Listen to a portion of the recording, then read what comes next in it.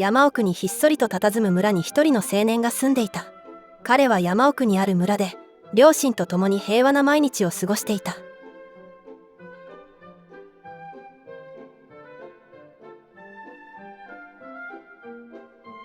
しかしある日、魔物の軍勢の襲撃によってその平穏は崩れてしまう。村人たちは魔物の襲撃から守るために彼を地下倉庫にかくまった。彼の幼なじみエルフのシンシアはモシャスの呪文で彼の姿に変身することで身代わりとなり、魔物から彼の命を救った。魔物たちが去った後、村には何も残っていなかった。彼は魔物たちを倒すことを心に決め、一人旅へと出た。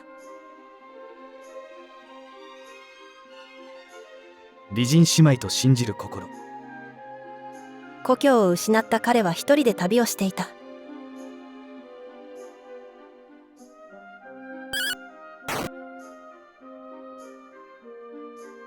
そしてエンドールの町にたどり着く。そこでよく当たると評判の占い師に出会い、彼は自分の運命を占ってもらった。あなたの周りには7つの光が見えます。まだ小さな光ですが、やがて導かれ大きな光となり、もしやあなたは。占いの内容から占い師は彼が伝説の勇者だと見抜く。彼女はミネアといい、姉のマーニャと共に暗黒の力に対抗すべく旅をしていた。カジノにいたマーニャも合流し、彼らは地獄の帝王の復活を阻止するため共に旅をすることになった。砂漠を渡るには馬車が必要だった。馬車を持つホフマンに協力を仰いだが、彼は他人が信じられないという。そこで彼らはホフマンが人間不信に陥るきっかけとなった洞窟へと向かった。ところが洞窟の中でミネアとマーニャとはぐれてしまった。しばらく進むと2人と合流できたが、それは魔物が化けた姿だった。これがホフマンが他人を信じられなくなった原因だったのだ。魔物を倒し、無事2人とも合流することができた。洞窟の奥に進むと宝箱の中に信じる心を見つけた。宿に戻りホフマンに信じる心を渡すと、彼は立ち直り馬車の提供と旅への同行をしてくれることとなった。転売商人と灯台の虎。馬車を手に入れた彼らは砂漠を渡り、港町コナンベリーにたどり着いた。しかし灯台には魔物が住み着き、邪悪な光を出していたため港は使えなかった。彼らが灯台に乗り込むと、そこで商人のトルネコに出会った。そしてトルネコから邪悪な炎を打ち消してほしいと依頼される。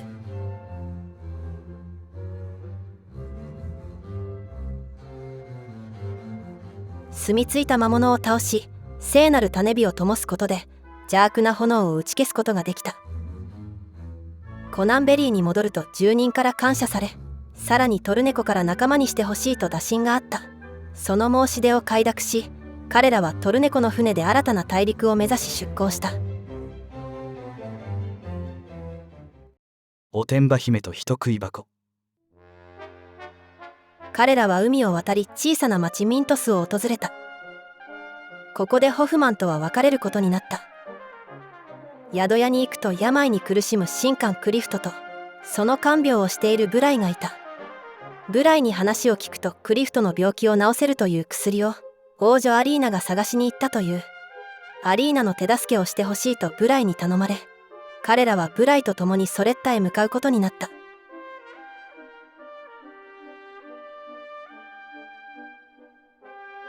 ソレッタはどんな病気も治すことができるパデキアの特産地だったが、パデキアは5年前の干ばつで全滅してしまい、貧困が続く状態になっていた。ソレッタの王に会いに行くと、前の王がもしもの時にと南の洞窟にパデキアの種を保管していたということが分かり、彼らは南の洞窟へと向かうこととなった。パデキアの種が保管されているという洞窟に行くと、アリーナも別のパーティーを組んでここに来ていた。こちらも洞窟の探索を進めていく。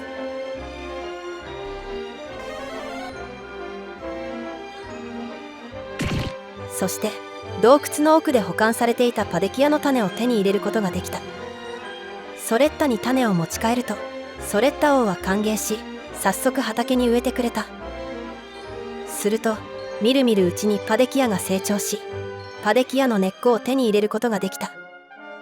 ミントスに戻り持ち帰った根っこをクリフトに与えると、彼の病は瞬時に治った。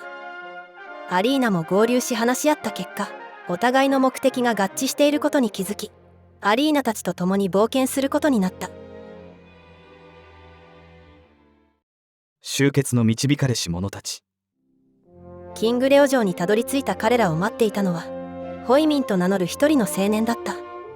彼からライアンが単身城内に乗り込んだこと、そして魔法の鍵があれば忍び込めることを教えてもらった。ミネアとマーニャの父エドガンの秘密の研究所で魔法の鍵を手に入れた彼らは、キングレオ城内に忍び込むことに成功した。そこには奮闘するライアンの姿があった。ライアンは彼が伝説の勇者であることを知り仲間に加わった。そして王の間に進むと、ミネアとマーニャの因縁の相手キングレオがそこにいた。ライアンが兵士たちを引きつけている隙に、キングレオと激しい戦いを繰り広げ、死闘の末にキングレオを打倒した。こうして8人の導かれし者が揃った。キングレオ城の大臣を問い詰めると、バルザックがサントハイム城にいることが判明し、彼らはすぐにそこへ向かった。城に踏み込むと、そこは魔物たちの巣窟と化しており、かつての平和な城の面影はどこにもない。覚悟を決め進んでいくと、王座の間でバルザックが待ち構えていた。やはり来たか、エドガンの娘よ。再びこうして相まみえるとは。バルザックは進化の秘宝で姿を変え、巨大な魔物となった。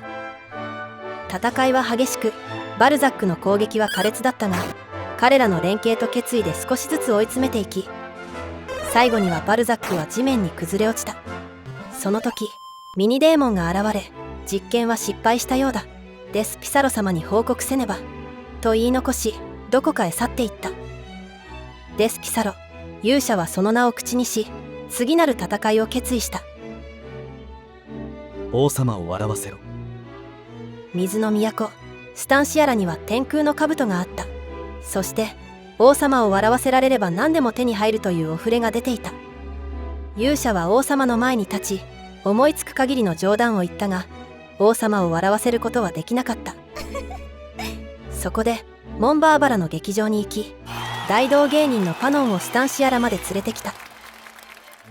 さあ早く笑わせてくれという王様に、パノンはお言葉ですが王様、私には王様を笑わせることなどできませんと答えた。ですが私を連れてきたこの者たちならきっと笑わせることができるはず。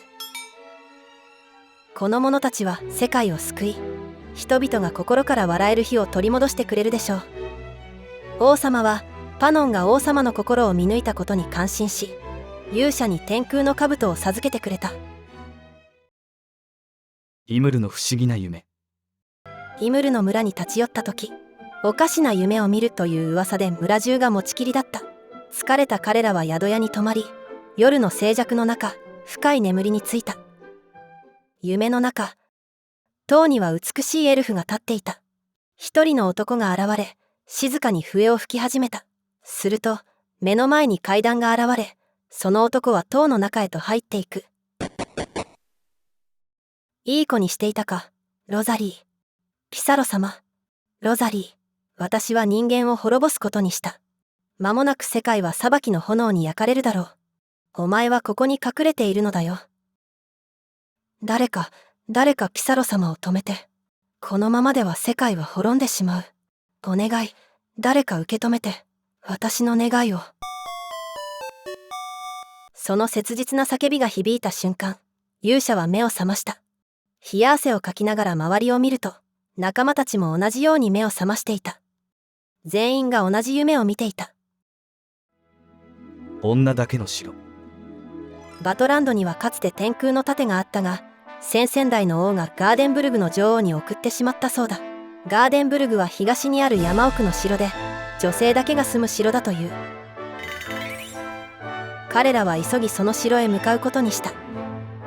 ガーデンブルグ城とはかつて洞窟で通じていたが、火山の爆発で洞窟が塞がってしまった。しかし彼らはマグマの杖を使って岩山をどかし、道を切り開いた。ガーデンブルグ城に到着した彼らは城の女王に面会を求めた。しかし女王は、この国がこうしてあるのは外からのいざこざをあえて断ち切ってきたからこそと取り合ってくれなかった。失意の中、城内を歩いていると一人の男に、タンスの中を調べてごらんなさい。面白いものが入っていますよ。と声をかけられ見てみたが、そこには何もなかった。部屋を出ようとするとシスターが入ってきて泥棒に間違われ、牢屋に入れられてしまった。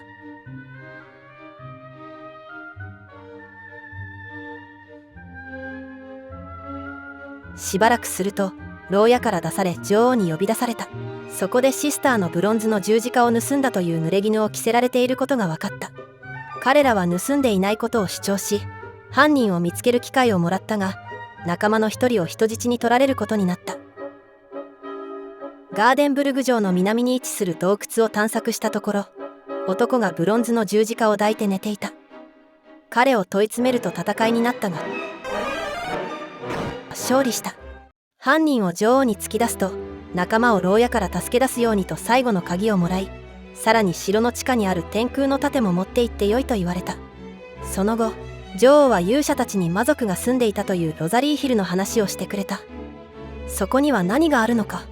女王の言葉に勇者たちは新たな冒険の予感を胸に秘め、再び旅立つ準備を始めた。ロザリーの願い。勇者たちはかつて魔族が住んでいたという村、ロザリーヒルを訪れた。村の中心にそびえ立つ塔を見つけ、夢で見た光景を思い出した。勇者が笛を吹くと、夢と同じように隠し階段が現れた。塔の上階には手強いモンスターが待ち構えていたが、激しい戦闘の末勝利した。その奥には美しいエルフがいた。彼女の名前はロザリー。ロザリーは彼らを見つめ、静かに語り始めた。世界が魔物たちによって滅ぼされようとしているのです。魔物たちを操っている者の名前はピサロ。今はデスピサロと名乗り、進化の秘宝でさらに恐ろしい存在になろうとしています。彼女の瞳には深い悲しみと絶望が宿っていた。どうか彼を止めてください。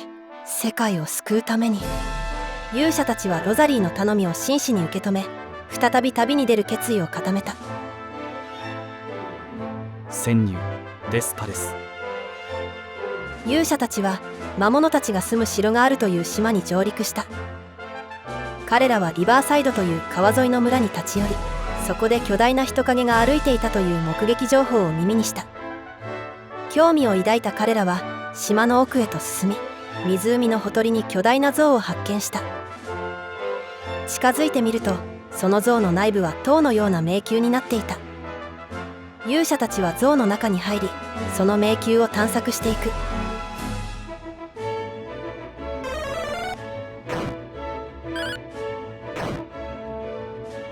やがて操縦室のような部屋にたどり着いた。そこにあるスイッチを押すと、巨大な像は突然歩き出した。巨大な像が湖を渡り、彼らは無事対岸にたどり着くことができた。勇者たちはついに魔物たちが住む城デスパレスにたどり着いた。デスパレスの内部に潜入するために、彼らは変化の杖を使い、魔物に化けることにした。魔物たちを騙すことに成功し、集会に紛れ込むことができた。しばらく待つとピサロが現れ、威厳のある声で演説を始めた。諸君、たった今、鉱山の町アッテムトで大変な事態が起こった。地獄の帝王エスタークがよみがえったらしい。どうやら人間どもが地獄の世界を掘り当ててしまったのだ。とにかくアッテムトだ。エスターク帝王を我が城にお迎えする。ピサロはそう言うと、ルーラの呪文を唱え、瞬く間にその場から消え去った。ピサロの言葉を聞いた勇者たちは驚き、そして緊張が走った。地獄の帝王エスタークが復活するなど、あってはならないことだ。よみがえる地獄の帝王。鉱山の町アッテムトにたどり着いた勇者たちは、町が魔物に襲われ荒廃している様子に衝撃を受けた。辺り一面が荒れ果て、人々の悲鳴が響いていた。探索を続ける中で瀕死の甲府を見つけた。仲間がすごいものを掘り当てたけど、その後すぐに魔物たちがやってきて、それだけ言うと彼は息を引き取った。急ごう。勇者は仲間たちに呼びかけ、鉱山の中へと進んだ。彼らが奥へ進むと巨大な遺跡が発掘されていた。さらに遺跡の奥深くに進むと、目を閉じて静かに佇む地獄の帝王エスタークと、そこに群がる魔物たちの姿があった。魔物は勇者たちの接近を察知し、警告の声を上げた。これ以上近寄ってはならぬ。エスターク帝王が目覚めるまで今しばらくかかりそうなのだ。このままではエスタークが目覚めてしまう。アリーナが拳を握りしめた。勇者たちは武器を構え、魔物に立ち向かった。魔物をすべて倒し、彼らはついに地獄の帝王エスタークと対峙した。エスタークはまだ目を閉じていたが、その圧倒的な存在感が彼らを襲った。今だ。エスタークが完全に目覚める前に叩き込むんだ。勇者は叫び、仲間と共に攻撃を仕掛けた。エスタークがゆっくりと目を開き、怒りの方向を上げた。しかし彼らの連携と勇気がその猛威を押し返した。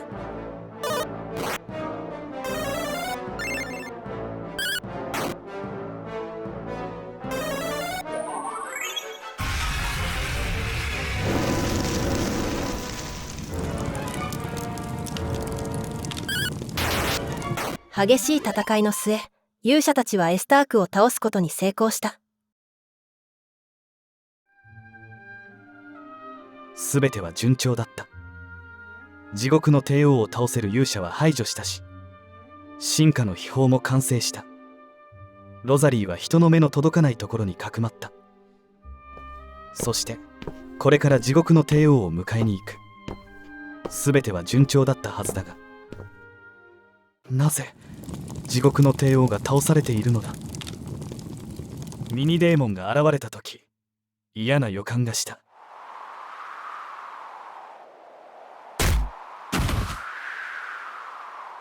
なんだこれは。なぜロザリーがこんな目に遭っているのだ。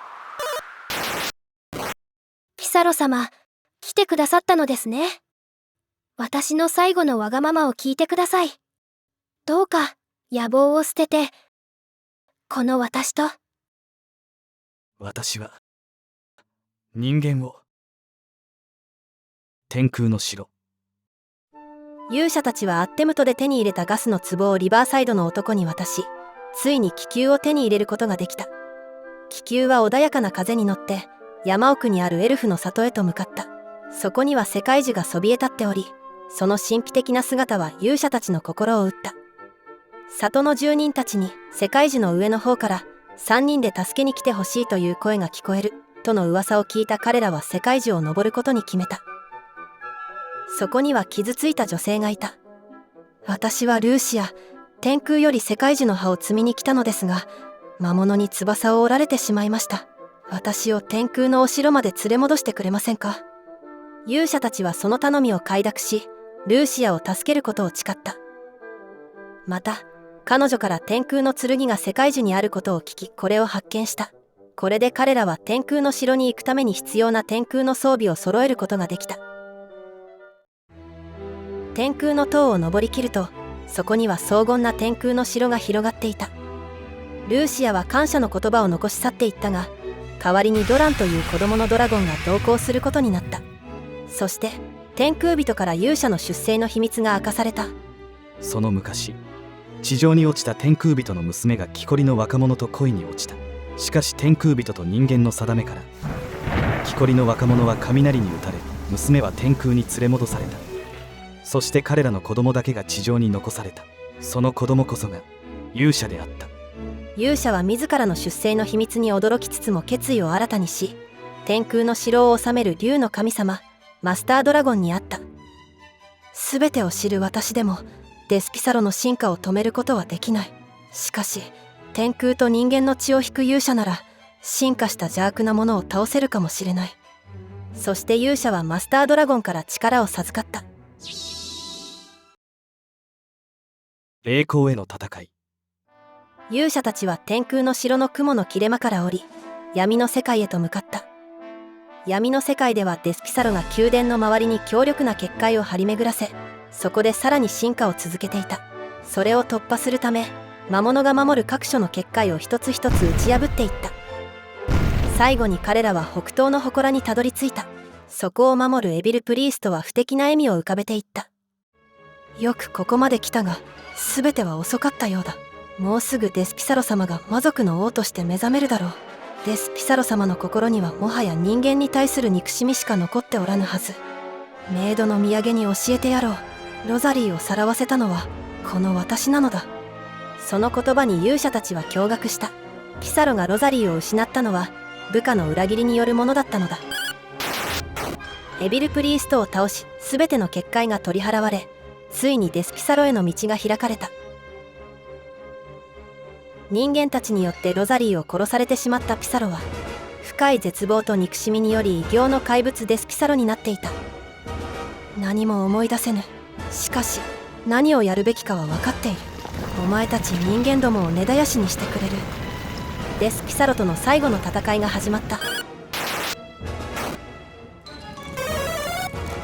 戦いは激しく、デスピサロの肉体は吹き飛ばされても、また新たな肉体を再生し、より強大な力で襲いかかってきた。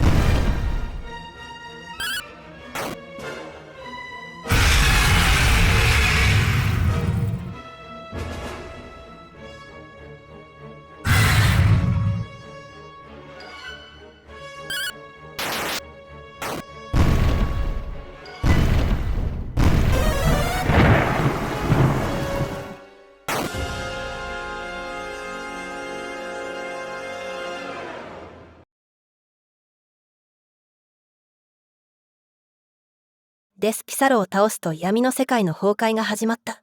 その時、光が差し込みマスタードラゴンが現れ、彼らを天空の城へと導いた。天空の城から見下ろす地上には徐々に平和が戻っていった。戦いの傷跡はまだ残っていたが、人々の心には新たな希望が芽生えていた。勇者たちは気球に乗り、それぞれの故郷に帰っていった。アリーナとブライ、クリフトはサントハイムへ、ライアンは再び守るべき人々のもとへ、トルネコは家族の待つ家へ、マーネとミネアは踊り子と占い師としてモンバーバラへ、それぞれ戻っていった。そして勇者は一人、故郷の村へと帰ることにした。